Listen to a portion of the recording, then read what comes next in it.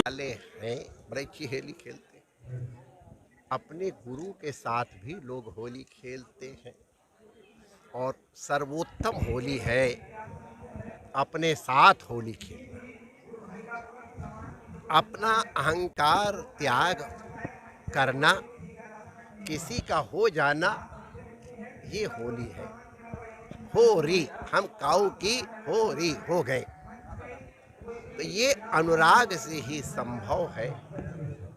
और इस अनुराग के लिए ये होली महोत्सव मनाया गया, प्रारंभ किया गया कि अनुराग, प्रेम, भक्ति, प्रीति ये आंतर विषय है।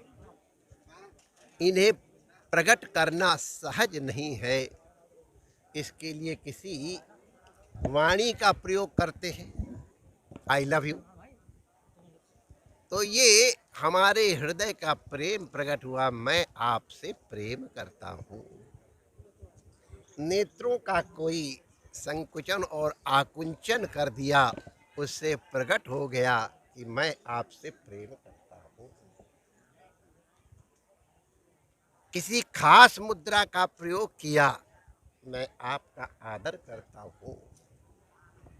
बड़े प्रेम से छिपा के एक फूल लाके प्रेम से दे दिया, वो फूल फूल नहीं रहा, वो हमारी अनुरक्ति का प्रतीक हो जाता है।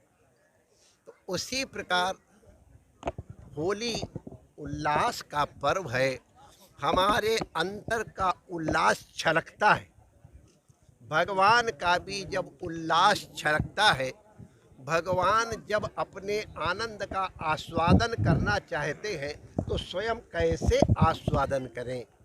तो अपना वो प्रेम ब्रजजनों में, गोपी जनों में फैलाते हैं और उन्हीं के माध्यम से उन्हीं का अनुराग जब प्रकट होता है तो स्वयं अपने आप का रस भगवान स्वयं ग्रहण करते हैं। क्योंकि परमात्मा के लिए वेद में वचन आया, रसो वही सह रस रूप। जो रंग है उसकी क्या मेथड किस तरह तैयार किया गया है? पहले हम ये बात कह लें, अच्छा पहले तुम्हारा उत्तर दे देते हैं। अब प्रसंग बदल गया तो हम लोग इस प्रसंग पे चर्चा कर लें। हम लोगों के यहाँ ये जो होली का पर्व है वो एक ढूंढा राक्षसी माने राक्षसी प्रवृत्ति को हमने विदग्ध किया। प्रहलाद की घटना तो प्रसिद्ध है ही। एक सात्विक बालक ने एक राक्षसी प्रवृत्ति, जिसके पास अनंत सामर्थ्य है, वो केवल अपनी भक्ति के बल पर उस राक्षसी प्रवृत्ति को ध्वस्त कर सका, प्रध्वस्त कर सका, जला सका। उसी प्रकार ढूंढा एक प्रकार का रोग होता रहा है, उसके निवारण के लिए भी प्रयोग किया जाता है। और तब हम ये होलिका की धूल अपने ऊपर लगाते हैं। उसकी कई विधियाँ हैं। अपने नीचे से लेके यहाँ तक धागा नापा जाता है, उसको लपेट करके होलिका में दिया जाता है। हम लोग जब छोटे छोटे थे तो स्वयं कंडा बनाते थे, कंडे की माला बनाते थे, उनको अर्पित करते थे। जहाँ तहाँ लकड़ी मिले उस सब को इकट्ठा करते, कूड़ा करचर करके, और ये कंपटीशन होता था किसकी होली कितनी ज़्यादा ऊंची जली। तो ये एक सात्विक कंपटीशन था। तो ये एक प्रतीक है हमारी मलिनताओं के निवारण करने के लिए।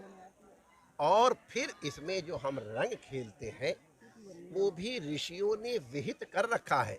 ये केमिकल कलर्स वगैरह जो हैं, हमको इसके विषय में बोलना अधिकारी नहीं हूँ इसलिए नहीं बोलता हूँ, लेकिन विधान हमारे यहाँ वनस्पति रंगों के प्रयोग का ही है। विशेष करके टेसू के फूलों को प्रयोग किया जाता है। टेसू के फूलों का एक रंग बहुत दिव्य होता है और वो त्वच रोगों के निवारण करने की एक महौषधि है। उससे स्नान करें तो त्वच रोग नष्ट होते हैं। इस सीजन में जब मौसम बदल रहा होता है तो त्वक रोग, एलर्जीज बहुत होती है, उनका निवारण होता है। शरीर के कांति की अभिवृद्धि होती है। हम लोगों ने केसर से भी खेला, केसर की कीच भी मली गई, पर्याप्त मात्रा में केसर थी।